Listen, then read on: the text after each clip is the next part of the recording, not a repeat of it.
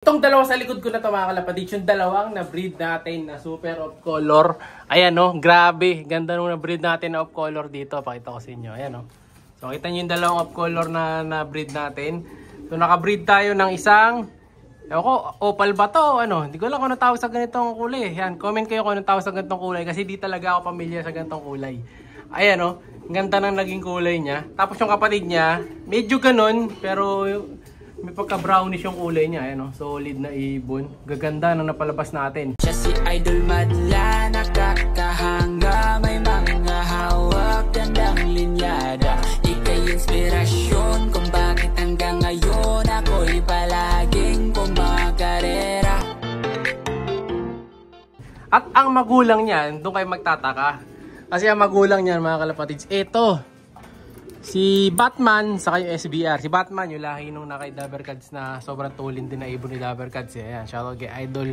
Tapos ito yung barako natin na SBR Vandenbroek Speedbird na puti. Barako. Ayan, may isa na nga anak to eh. Saan na ba? Check natin. Ops, mga boss. Alam ko may isa ka na eh. Ayan, isa lang itlog nito eh. Ayan, di ko alam kung bakit silang itlog. No? Di yata talaga umitlog ng pangalawa. Or nabasag, di ko lang napansin. Or kinain ng daga. So, ayan yung magulang. No? Nakapagtataka kung bakit ganun yung nilabas na kulay. Although, ganyan yung mga magulang. Puti, saka batik, equals ganitong kulay. Ayan, no? Solid, grabe mga kalapatids. Ang problema lang sa isa nating ibon na to, nagkaroon ng tagyawat. Ayan, may bulutong yan sa mukha. Papakita ko sa inyo mamaya. Kukunin natin. Tapos, ito naman, yung dalawa naman na to, mga off color din natin. Ayan, maililipat ko na kasi ngayon araw to mga kalapatids eh. Ayan, no? Lalagyan na natin to sa likod or sa taas, depende sa kanila mga line. Pag may pasok ng speedbird, matik sa likod natin nilalagay. Ito, sure na ako speedbird to. Ito yung itsura. Nakakulay ng speedbird natin mga sunog. Lalagyan natin yung mga yan. Meron pa dito actually. Ito pa. Meron pang white flight. Ayan, kung gusto nyo ng mga off-color na white flight, meron pa tayo. Meron din grizzle. Ito, anak ni AJ naman to. Yung speedbird din natin. Ayan, ganda yan mga kalapatids. Oh. Apat na off-color. Tapos may dalawa pang checkered. Ang alam ko, speedbird din yung dalawa na yan. Ito, mga speedbird. So, sa likod ng bagsak lahat nito. Tapos ito, yung ating pangmalakasan na si Juice. Ayan. So, yung anak niya, hindi mo na pupunta dun sa pinakakabilang section.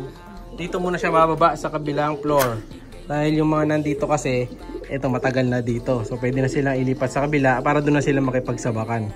No? Pero yung dalawa dito bago pa eh. Titingnan ko pa baka manibago. So yung dalawa muna lang siguro. Susunod na lang sila na araw. Pero ito, saka ito malilipat na.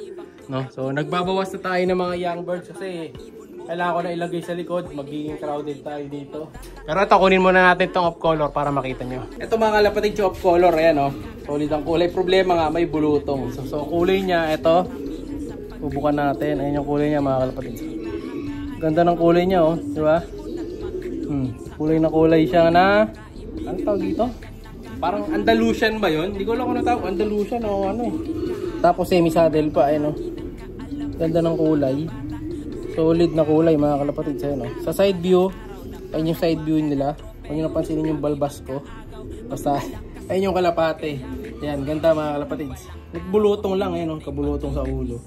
No? Pero tuyo naman na, matatanggal na to pag napagbibilad to. So solid na, no? So yung buntot niya naman may kulay yung dalawa. Ayan. Pero yung mga gilid wala.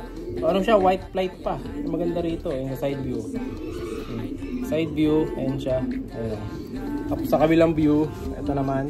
Ayan. Kaya solid na ibon to mga kalapatids. Napakagandang ibon. Kung kulay lang.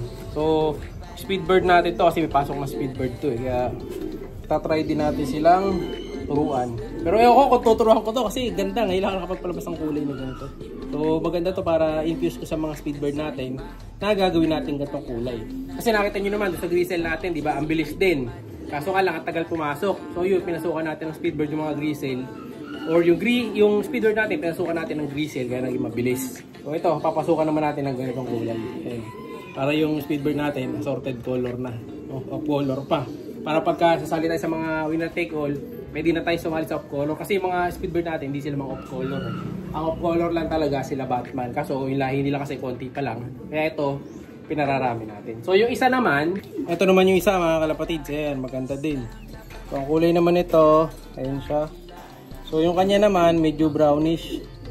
Ayan o. So medyo brownish yung kulay ng gilid niya. Unlike doon sa isa, parang mapink-pink eh. Ayan o. Tapos hindi siya white flight na white flight. Maganda yung pagka white flight ng isa. Pero ganda rin kulay nito. Solid din. Ayan o. Oh. Ang liit lang din ng ibon. So ito yung possible hen. Mukhang barako yung isa. So maganda rin yun. Dahil nagbarako. Ayun, nakakondisyon yung mga to mga kalapatids. So nakaano lang to PHA eh. So ito yung ibon. Ayan. Ito walang kulutong. Makinis tong isa. Yung isa lang talaga yung tinamaan ng kulutong. Ayan, ganda o. Lalagyan na natin sa likod. Ayos. Dami na natin mga ganito mga off color. So kapatid din ito yung ano. Yung saddle dun sa kabilang loop yung nasa likod. Kapatid mo yun. Very very good. Buwan ko lang ng ideal. Pagka ideal, kukunin ko yung sing tapos direct ka na sa likod. Ayan mga kalapatids. Solid. Ito naman off color din mga kalapatids. White flight naman. Gandang white flight na ito. Solid na solid. 1, 2, 3. Dito 6. Tapos sa kabila 6 din. Ayan. Balance na white flight mga kalapatids. Anak ni AJ. No? White flight na naging anak. Nanay neto Grisel. Tapos si AJ checker. Ayan. Solid din na ibon. Speedbird. Lalagay rin natin sa likod. Ito naman Grisel mga kalapatids. Anak din ni AJ. Kapatid ng white flight na isa. Ayan. Grisel naman siya. Ayan. May pagka white flight din. Ito. Kung gusto nyo Grisel na Speedbird, ito, pwede to. PM lang kayo mga kalapatids. Bara ako to.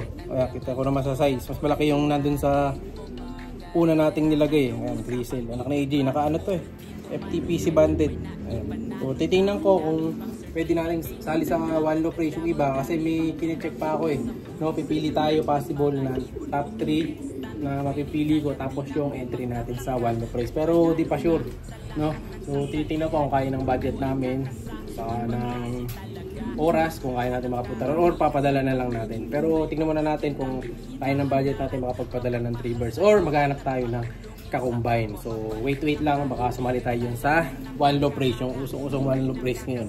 Ayan. So lagyan na sa likod to. Nalagay ko na yung tatlo doon sa taas kanina mga kalapatids. Ganon din, yung mga same process lang naman. Ngayon, ito na yung mga bago nating ibon dito sa likod. Ayan na sila. Iyon o. Pakita niyo yung mga itsura nila oh. Ang popogi na. Ito yung bago natin mga nilipat dyan. Ayan oh. Diba? So pwede rin naman natin i-out yan. Basta PM lang kayo mga kalapatids yan. Pag-uusapan na lang. Pero doon sa may may tigidig. Hindi natin i-out yan syempre dahil may tigidig. Ayan. Solid mga kalapatids. Puro speedbird yan. Yung 4 na yan.